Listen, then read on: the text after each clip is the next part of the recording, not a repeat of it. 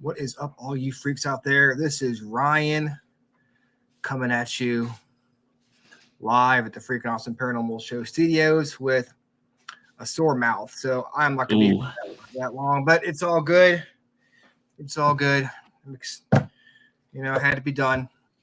So I'll be back. It'll feel better in the long run. Yeah. It just got to take some getting used to, and you know, it'll be fine. But luckily, I've got the co-host with the most over here. I'm gonna try to point my head the right direction. I always mess that up. But you know, I would be remiss. I didn't want to miss wishing you a very happy kitchen klutz. Kitchen klutz. Klutz. I keep wanting to say clutch. But no, what the fuck is a kitchen clutch? I don't know. But apparently kitchen clutches day, which I am a kitchen klutz, like all the way. So, I mean, I realize you've had a busy day. You've been working with Jerry.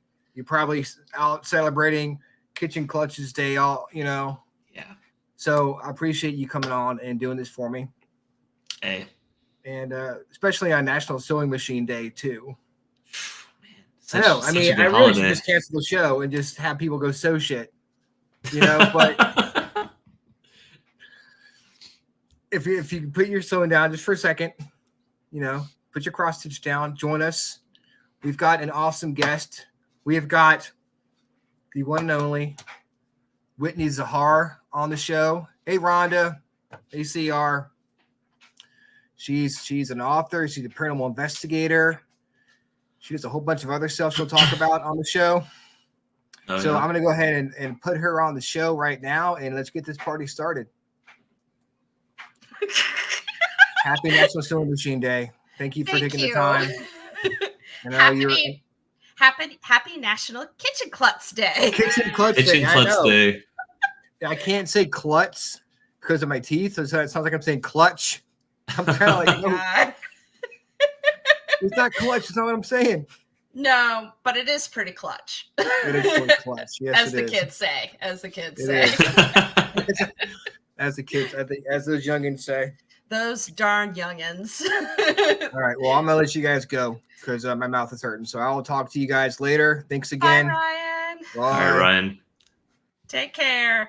Hi, Austin. Hi, Whitney. How are you? Oh, crap. The tables have turned. You're now. Hey. Dun, dun, dun. Karma. So, firstly, how have you been? I have been here. I have been surviving. I've been pretty good, actually. That's good. So, that's good. How are you? I'm doing well. I've been busy. Very busy. I've seen. Yeah. Forgotten explorations and all that stuff going on. Yeah, it's been pretty interesting, to say the least. You've got these bug eyes. You're like, oh my god, deer in head. Oh my god. Yeah. It's awesome. Oh my god. Yeah, basically. Yeah.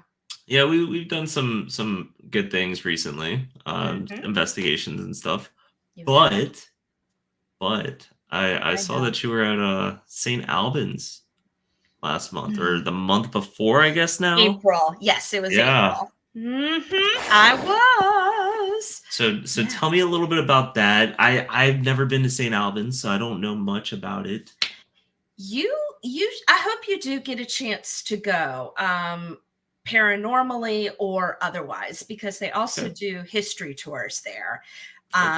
And I think that's a wonderful thing to actually do, because I'll be the first to tell you, and I'm sure some other investigators will tell you too, that building is a labyrinth on the inside. It is huge. It's huge. I do have some stats about it because I'm actually working on a book about it, but I had a good time. The event was that April was Enigma Cons 2023. It was run by Bedford Paranormal with our friends there, such as Ronnie Anderson, Alan May, Angie Dameron, Brenda Harmon, Lisa, all these, Noah, all these wonderful people run this event. Marcel, who's the director of operations at St. Albans, that woman is a force. She's a force of nature. And she's the one, along with a staff of volunteers, that keep this building going. See, that's the thing that like is amazing to me. Just people volunteering their own time. They are, yeah. And believe me, it's come a long way from what it was into what it is right now. Who knows? It was sadly the last Enigma Cons, because I'm sure, man. Well, the last for now, I'm sure. They still are doing events up there, such as, I believe there's a summer solstice festival coming up on Saturday, June 24th, I believe it is. Okay. Regrettably, I can't go because I have a work event that I'm doing. Yay. Yay. Adulting. Yeah, adulting, but fun adulting. But Enigma Cons was a fun event. They had people from all across the country, all across the paranormal. Transcend was there with good old Steve. Steve. Yay. Gotta love Steve. We all love Steve. I believe Rhonda is online right now. So hi, Rhonda. Yes, Rhonda is here. Yeah, kisses. Mwah. But yeah, a lot of various groups were there.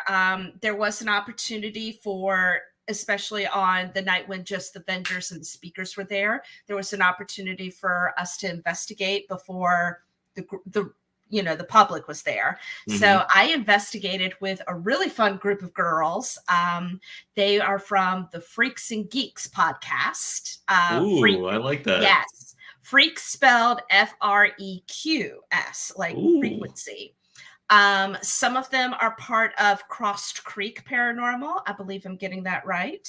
And they were lovely, and lots of fun to get in to hang out with.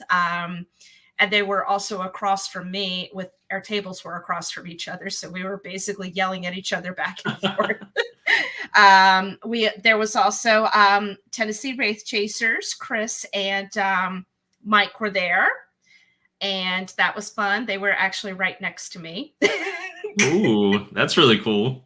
Yeah. And on the other side of me was a gentleman I haven't had a chance to meet yet, but it was Robin from Ashmore Estates. Okay. Which was pretty cool. Ashmore's an interesting location too, not just paranormally, but also what they're trying to do with it in terms of historic preservation, which is what I love too. So I like kind of hearing what their approaches are and just kind of hearing what other people are doing.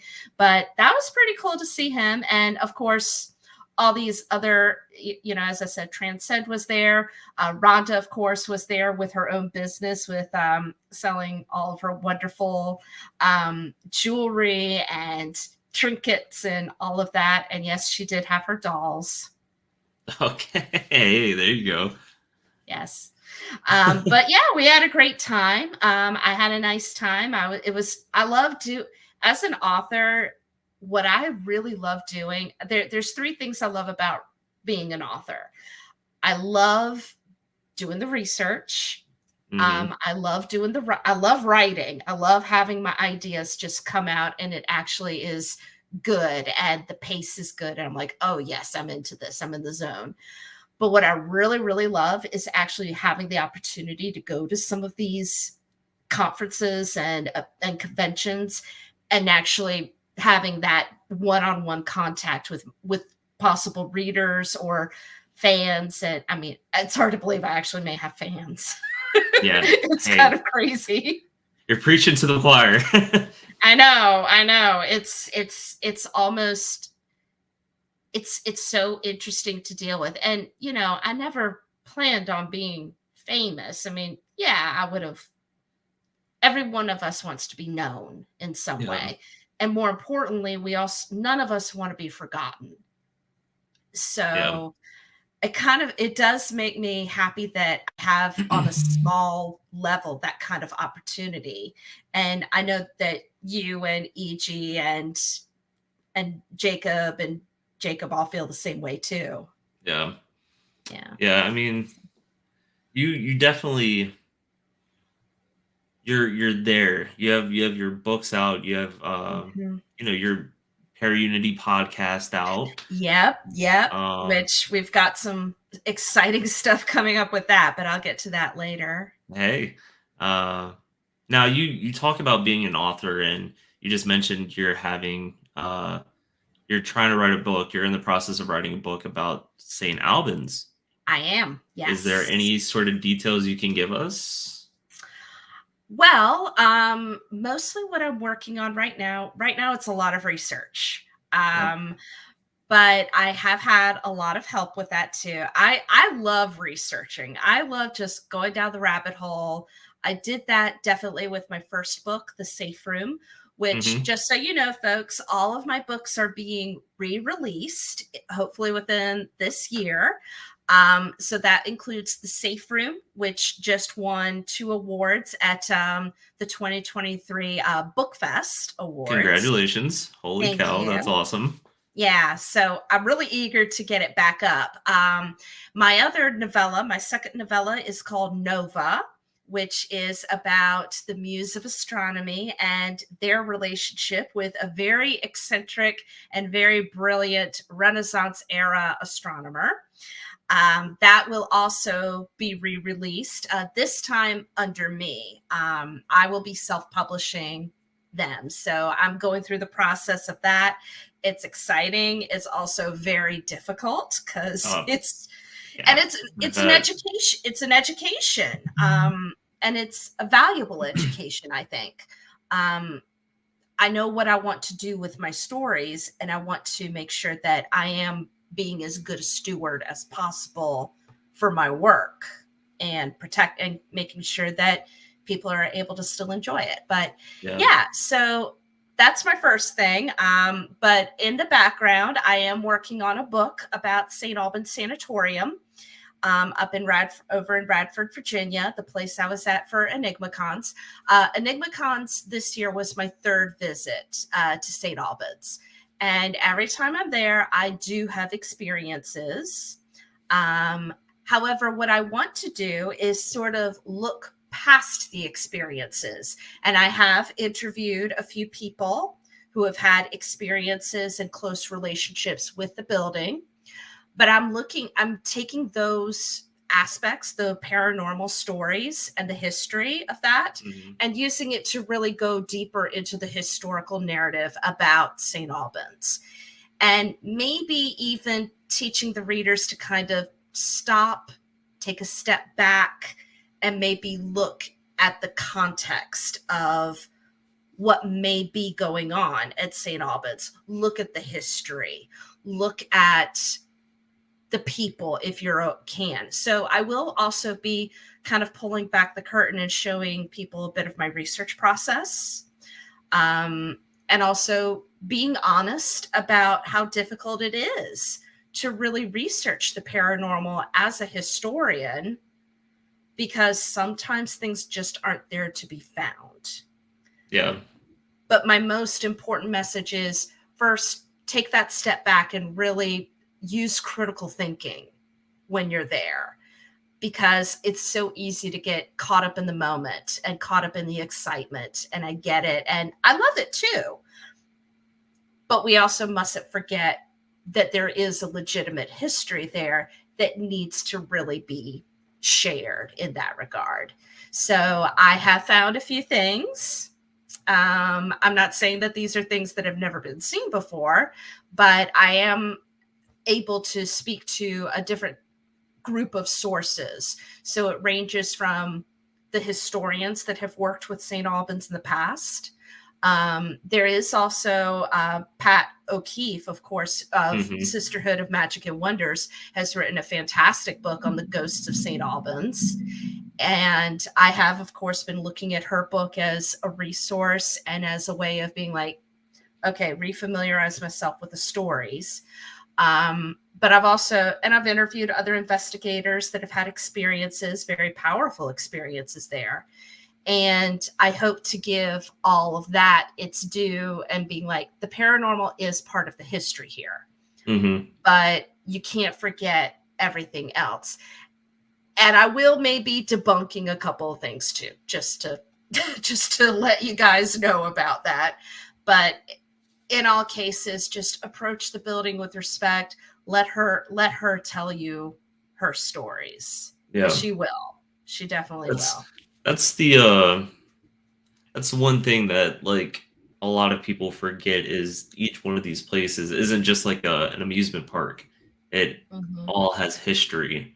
And some locations have a darker history than others, or vice versa. So I definitely like what you're doing with that. Thank you. So I'm really excited about it. It is going to be it's actually my first nonfiction book. Hey. So that'll be fun. I do plan to self-publish it, and hopefully maybe by the end of this year or maybe going into next year, it'll come out. So that's awesome. Fingers crossed. Yeah, I'm really excited about it. And of course, I've just been losing myself in the research. But one thing I do plan to do first is I do plan, and hopefully it'll work, I am going to submit one of the chapters as an article to the Feminine Macabre journal and see what happens with that. I mean, if it gets accepted, great. If it doesn't, that's great too.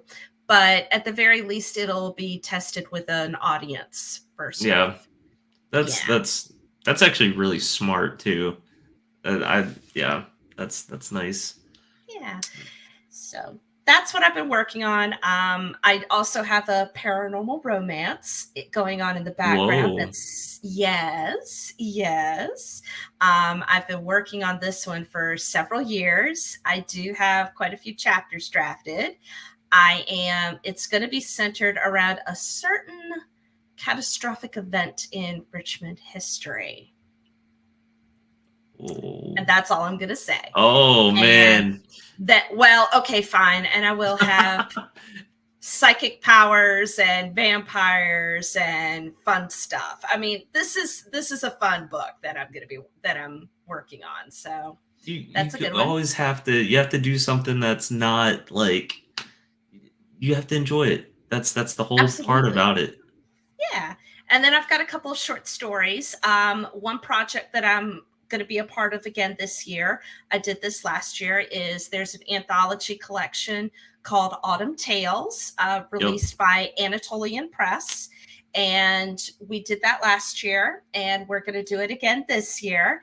And again, It's a group and we have some new writers joining us this year. So that's going to be really exciting.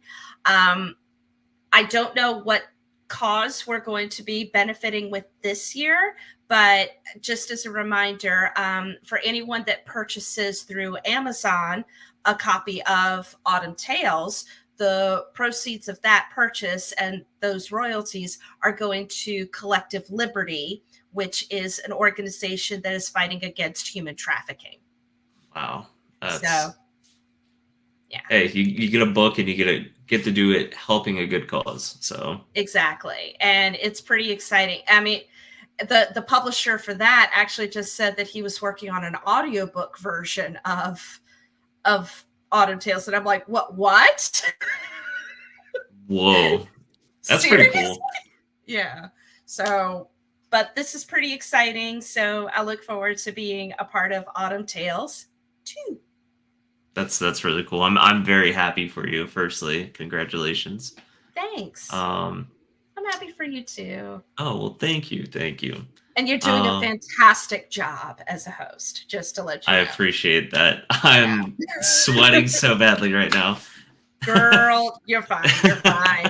Dude, I was nervous that day when I had all you guys and Ray on the show. I'm like, oh my God, I don't know what's going to happen. And I'm all by myself hosting this one. It was pure chaos. It happens. You know, It you was just you great. have to run with it. That's awesome. what happens with live shows. Totally. And by the way, welcome to the StreamYard club. Oh, thank you. Thank you. I do like I appreciate that.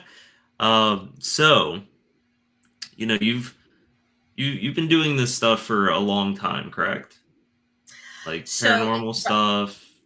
So I've always been I've always been involved with it. First, more or less as like an armchair researcher. I did a lot of reading, especially when I was a kid. I'm a lot older than I look. But I was reading the paranormal stuff before it was even TV shows. The only TV show that was really out when I was a child that was remotely paranormal was what I was actually looking for was Unsolved Mysteries. Okay. With Robert Stack. Gotta love him. I mean, those were great shows. And I'm not going to lie, I was a great big chicken when I was a little girl. I really was scared of a lot of things, but for whatever reason, Unsolved Mysteries, even though it was talking about unexplained deaths and missing people and paranormal and all this really scary stuff, I loved watching it. Watched it every Wednesday night at 9 p.m. And then I was also into mysteries. So I would read Nancy Drew, the Bobbsey twins when I was a kid, graduated to Agatha Christie and Sherlock Holmes stories. I was just reading all of these different mysteries because, for one thing, I liked the stories themselves and I loved the characters. But I also just liked that they were using their own minds to just sort of get deeper and deeper into the truth. And I think when I first read Murder on the Orient Express by Agatha Christie, and I was 10 years old, I was like, oh, so even though you know the truth of what happened, maybe it's a truth that's best not punished. Do you know what I mean? So that's when I kind of got a little taste of truth is supposed to heal. It should be known, but how it should be known is another story. So I got to learn about the ambiguity of it. And that spoke to me. I don't know if as a 10-year-old I fully appreciated it, but I really connected with it. So a lot of my paranormal exploration took the form of reading mysteries and also reading a lot of the books in the 00 section of the public library, the Time Life mystery books, Mysteries of the Unknown, some of it having to do with what's mysterious about the natural world. And then that naturally sort of led into the paranormal. So I did read a lot about poltergeists at the time, which fascinated me. And I read I was into the stories about banshees and the Black Monk of Newstead Abbey, where Lord Byron grew up. So all these really I definitely nurtured my love for anything Victorian, because that's really when so much of the history of paranormal as we know it really started. Yeah. And again, I got to give kudos to Alex Matsu, who just put out her book on women of the paranormal. And she goes into some of those women that were involved back in the Victorian period with paranormal investigating. And it wasn't just psychic phenomenon. It was actual investigating and, just figuring things out. I'm not a scientist by nature. I mean, I like science, but I'm not a scientist. Yeah. But I realized how much I love history and how much I love looking into the past and putting my hands on the stuff of history, on primary sources, the diaries, newspapers, heck, even locks of hair. I used to work at Monticello, Thomas Jefferson's house, and one of my jobs was curatorial, and I actually got to see TJ's hair. Whoa. He That's actually really cool. He was a ginger, just so you know. Maybe not as red as me. He was more of a strawberry blonde. But yeah, I mean, but just the fact that I have that visceral, tangible connection to history, really, that's what really feeds me when it comes to investigating and really researching the paranormal. And I have my certain likes and not so much my wheelhouses. Ghosts are always my first love. Always. I mean, in literature, it appeals to, there's something really beautiful about reaching out from that veil from beyond. It's beautiful. I mean, and it's terrifying because we don't know what's over there, but it's beautiful too. And I love it. And there's such a rich history behind it. So, you know, even ghost lore fascinates me. Now, do you remember what your first like physical encounter was? So that depends. That really does depend. I mean, of course. Now, okay, so I am at a very venerable age right now. So I don't let my appearance fool you. I am a lot older than I look. But I'm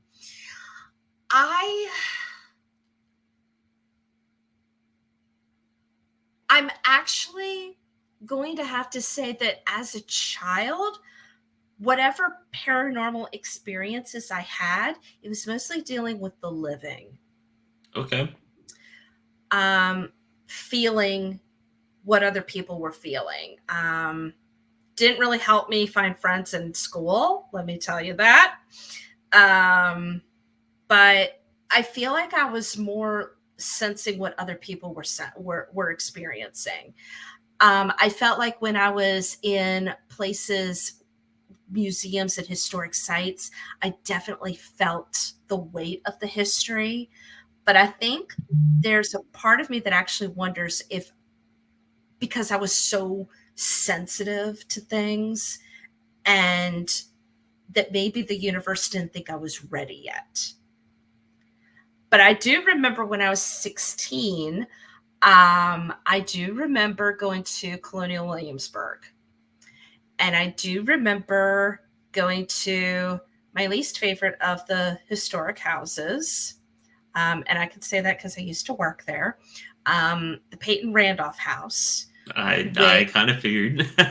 Yeah. Now, here's the thing. I know the history of the Peyton Randolph House. I mean, definitely now as an adult, because I used to work there for like 3 or 4 years. Mm-hmm. So I know how that building was laid out.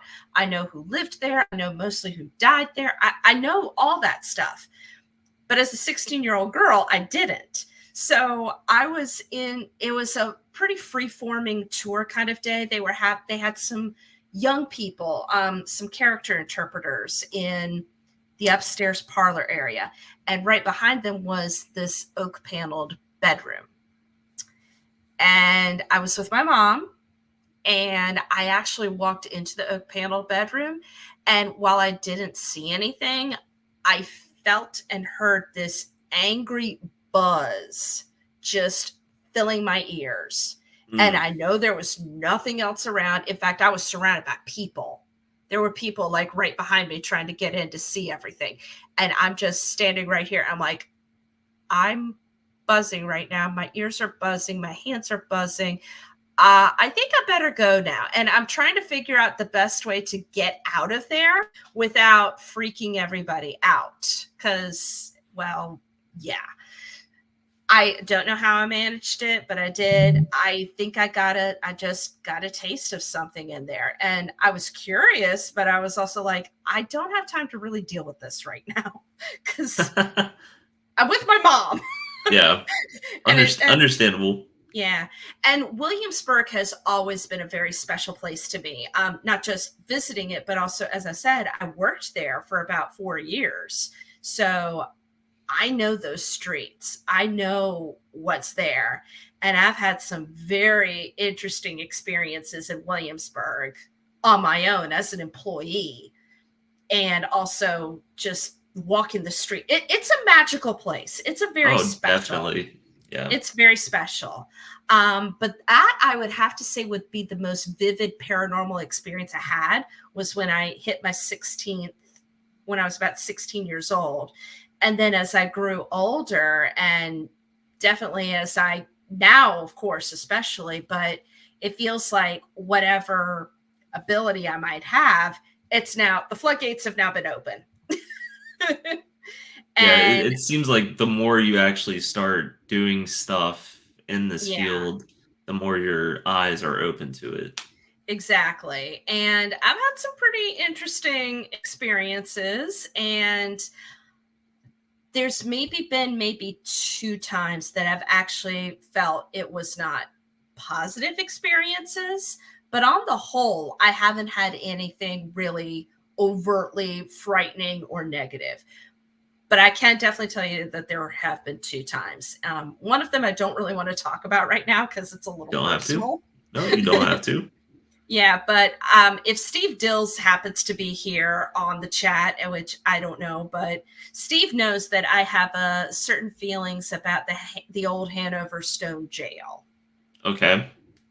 Yeah, it's because I got grabbed by the back of the neck and basically pulled up. Oh my. Mm-hmm. Messed me up for 2 weeks afterwards. That was fun. Oh, I bet. I mean, it wasn't like I was knocked off my ground. It was very subtle, but I felt the pressure like right here at the back of my neck, like right where the nape of my neck is, right where the base of my head, the skull and the neck meet. That's where I felt the grab. And I do know that's a very important area when it comes to chakras and balance points and pressure points. Definitely felt every bit of that. And so ever since that time, I actually do not like going into the jail, but I find myself going in there anyway because somehow I feel like, oh God. Hey, they want me in there. It's human nature. That too. But it's an interesting building. I will give it that. It's not my favorite place to go, but it's also quite compelling in its way. So you talk about, how you're, I'm just going to say you're sensitive. I am. I'm officially out of the broom closet. I am. I do know I'm a sensitive, and I am a witch. So yes. So when you do investigations, I know some investigators, they have their specific equipment that they use. Do you use any equipment, or do you just rely strictly on intuition and what you feel? That's a little hard for me sometimes because I do like to be open. So I do feel things, but at the same time, I'm also surrounded by other people. And so I'm also feeling the other people too. Okay. So that could be a tough balancing act. And you've seen me on a couple of investigations sometimes. There are times I don't stay all the way through because sometimes I'm just like, I'm done. That also has to do with old age. But a lot of it has to do with just caught up with everything and everybody. And I'm like, I think I've had enough. So I back away, and I'm usually pretty good afterwards. When it comes to instruments, I do like to use, I actually like to do audio recording. So I do use my phone. I am so low tech. I am very low tech. There's lots of people smarter than me that have all these amazing technical devices, and I'm curious about them. I watch people when they lay out tripwires and all that stuff because I'm like, okay, I kind of want to see where you're going with this. How is this working? So the curiosity is there. But for me, I'm just very bare bones. I have my phone that I use as an audio recorder, and the voice memo section, like if you have an Apple phone, the voice memo section is pretty good because you get to see the spikes in sound, in the sound waves. So if you're sitting there absolutely quiet and you see spike, spike, spike, spike, I mean, you never know. It might be something. Or it could also be the sounds of other people tramping around, which has happened. Yeah. Mhm. I understand that.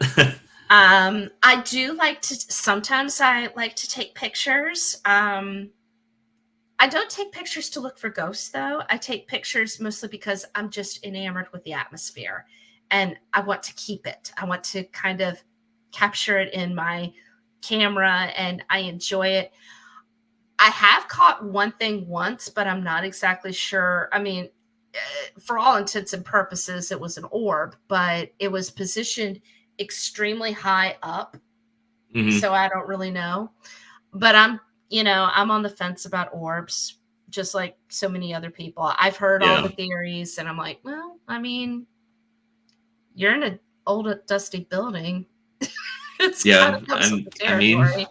especially if you Um, see like 16 of them going at once after walking. yeah, yeah. But you never know. You never know. I will Yeah. and that's what another thing, Austin, and I want to be really clear about this. I will never, ever, ever tell anybody what they should or shouldn't believe. Exactly. Ever. We don't know enough of this field to Mhm. be able to say what's right and what's not. Now I might ask a question and be like, so why do you believe that? I'm just curious, but Yep. it's coming from a place of curiosity more than anything else. I'm willing to listen to anything once. That's what this whole thing is. It's about Yeah. different dang, what's the word? Different views. Perspectives. Yeah, Yeah. perspectives. And that also goes hand in hand with history too.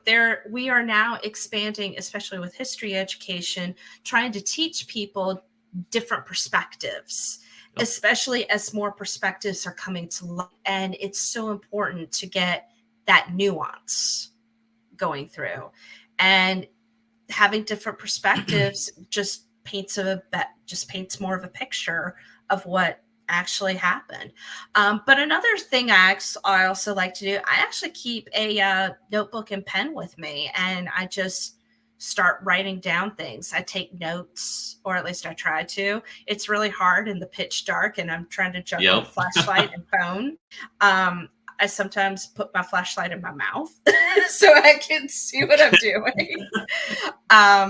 But I like taking notes, mostly because you know what, as paranormal investigators, sometimes we get the opportunity to go see some really cool places, all Definitely. that we normally wouldn't have a chance to or wouldn't think about going to. So I want to, again, just capture that moment and remember it and be like, wow, this is what it was like to be here. And sometimes something may come to me as I'm writing, sometimes it won't. I'm not channeling or anything like that. I don't even know how to do that. So I will try not to do something I don't know how to do. But I am making note of the situation. Like maybe I'll make note of, God, it's really hot in here. Or here's this room and this is going on. And there's something on the bed that just moved. Okay, that's interesting. So I'll take notes and I'll also kind of watch who the other investigators are with me and kind of make note of them too. Or I'll start writing down questions that I might want to think about asking. So yeah, that notebook actually is my primary tool more than anything else. That's you're not the first person that I've seen No, do it. no, So far from it. but it's also nice because like you said, you really like writing, so Mhm. that could also later on helps spark an idea or something like that. So And also, as I said, I it's hard to juggle a lot of equipment for me. I mean, even with a yeah. backpack on my back, which by the way, that operates as my purse too. So, and being a mom, I'm always carrying everything. So Yeah. old habits die hard, but I'm got this backpack on me and I'm like, okay, what am I reaching for? What am I reaching for? Okay, I just gonna limit myself to flashlight, notebook, maybe my phone for audio recording and photography, and that's it. Yeah. Yeah. I mean, it does become a lot, especially if you're, like during the events and stuff, we do have a time frame that we have to maintain.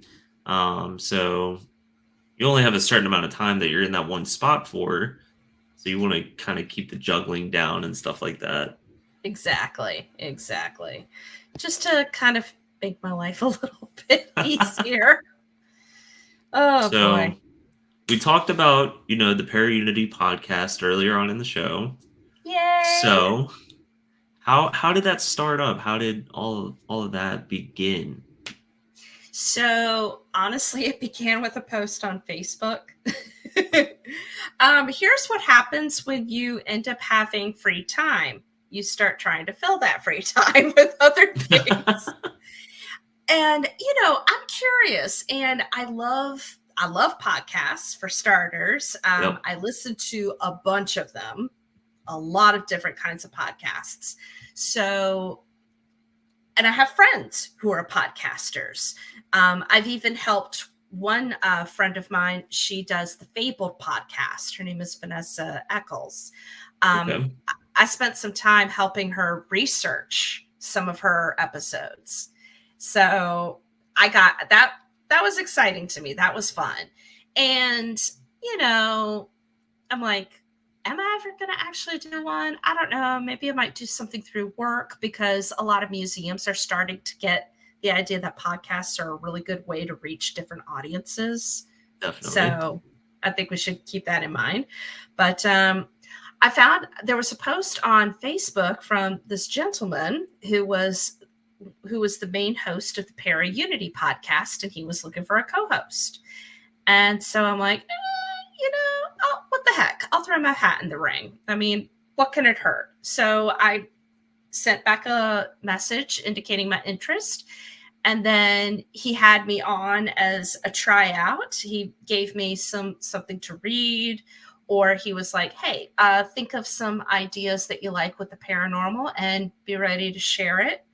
And I did. And he played my recording for a test group, including his old co-host, who actually has been on the show a couple of times. He's fun. The trick is he's based in China. So it's a little hard. The time frame. Been there, done that. Let me tell you.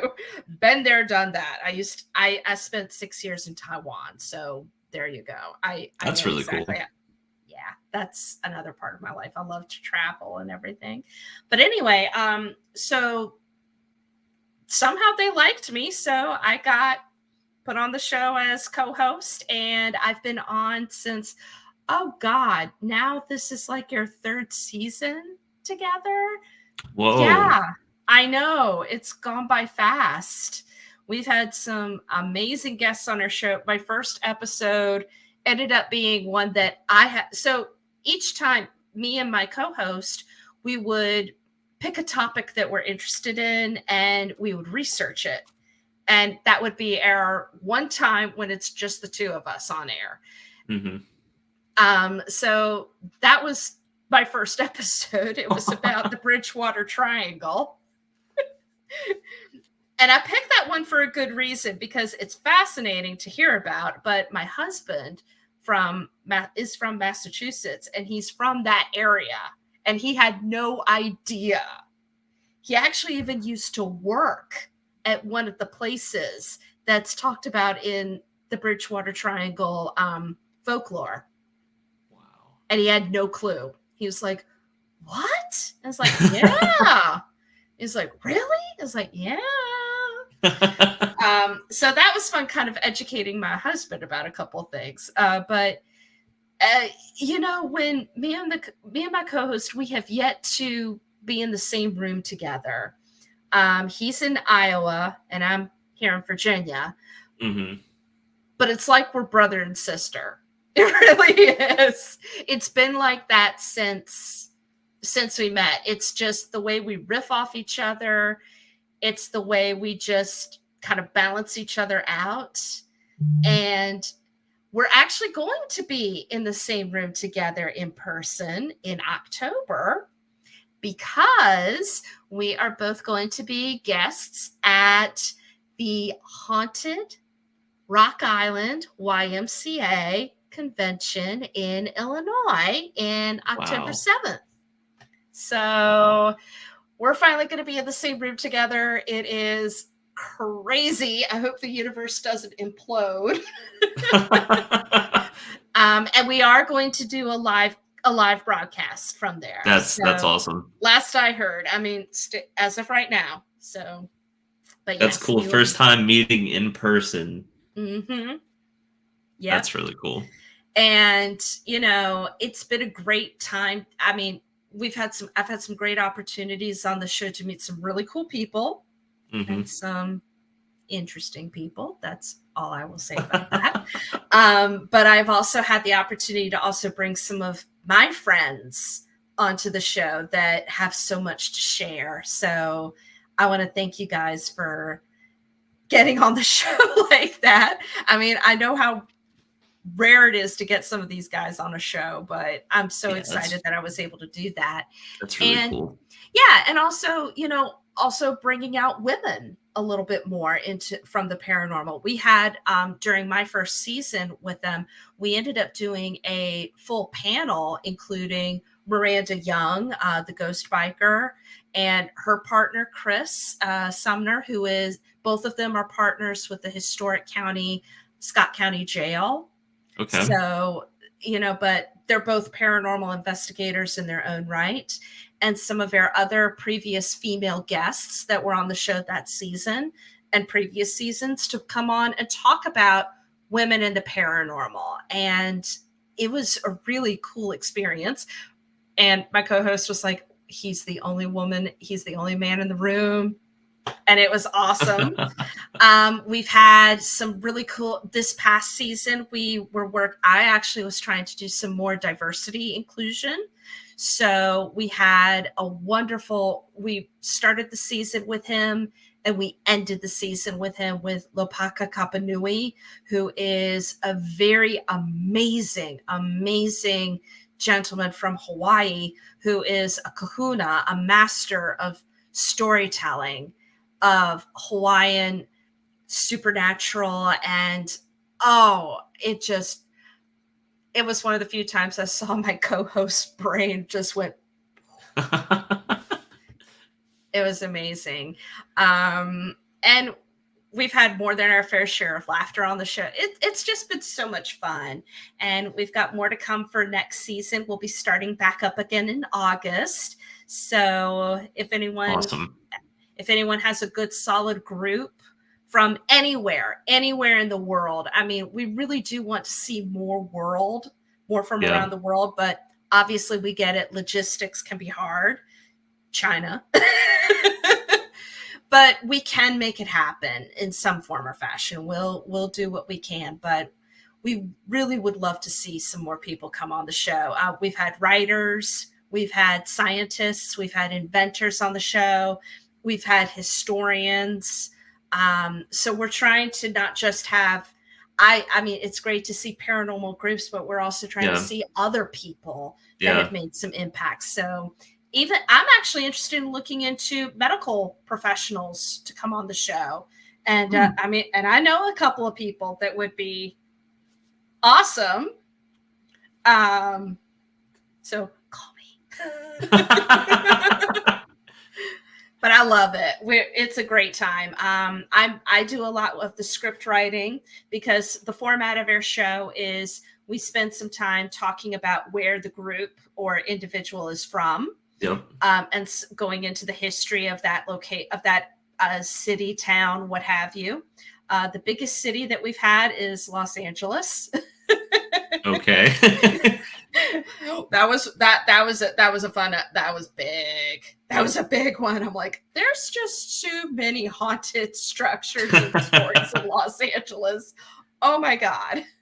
But we also go into some of the basics about what some of the haunted locations are in that area. But we try to only maybe do maybe the top 3 or maybe even the top 2. And these would be places that probably most people have heard of, because we want the guests to tell us about the things that maybe aren't so well known. Yeah. So, well, we are almost out of time. I love it. So give us some where can people find you? The Para-Unity podcast. My goodness. Yes. So you can find me by myself, Whitney Zahar. And yes, it is Zahar. You can find me on Facebook and Instagram. I'm pretty, just enter Whitney Zahar. There's no other Whitney Zahar that I know of. So, and you'll see my icon is a cute little ghost that's writing something with an old-fashioned pen and fountain pen. My friend Jennifer, who is a podcaster, she does Haunted Happenstance. She's also designing these adorable and spooky graphics. So check her out. She's French Kiss. It's fantastic. So you can find me on Instagram and Facebook. You can also find the Para-Unity podcast also on Instagram, Facebook. We're also on YouTube. So you can come and watch us, which is still something that's a little interesting to get used to. But in the days of Zoom, I mean, come on, guys, we're all on camera at some point. But yeah, you can find us there too. And, just keep an eye out on our social media. We are getting better at updating it.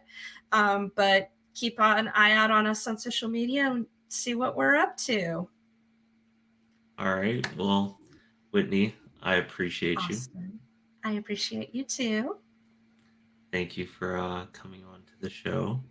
And thank you for giving me some company. Ryan, I love you. I hope you feel better. Yes, Ryan. I'm so sorry. Yeah. But hugs and kisses. And thank you, I guess, to whoever was in chat that's saying hi to all of us. Kristen, you got Kevin, you got Rachel, you got, let's see, you got Betsy, got Donnie. That's my girl. Got Rhonda. Yeah. And then we got CR. Ooh. So thank you all for joining in. Thanks, guys. And next week we have author John Ward. And Ryan, I'm going to say the line. If I butcher it, I'm sorry. We'll see you at the same freaking awesome time, same freaking awesome place. Good night, everybody. Yes. Good night, everyone. Thank you.